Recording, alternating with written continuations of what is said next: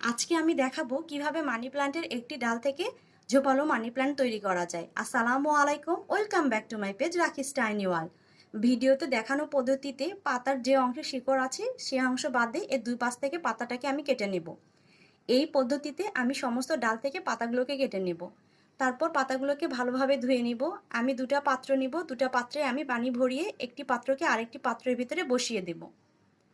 তারপর কাঁচের পাত্রটিতে আমি কতগুলো পাথর দিয়ে দিব যাতে এটা ভেসে না ওঠে। তারপর ধুয়ে নেওয়া পাতাগুলোকে এই পানির ভিতরে আমি বসিয়ে দেব। পাতাগুলোকে এমনভাবে বসাতে হবে যেন শিকড়ের অংশটা পানির ভিতরে ডুবে থাকে। এভাবে রেখে দিলে 10 থেকে 15 দিন পর এগুলোকে শিকড় ছেড়ে দিবে। তখন চাইলে আপনি এটা মাটিতেও লাগাতে পারেন, আবার এভাবে পানিতেও রাখতে পারেন। তবে হ্যাঁ, পানিতে রাখলে আপনাকে 3 থেকে 4 দিন পর পর পানিগুলোকে চেঞ্জ করে দিতে হবে।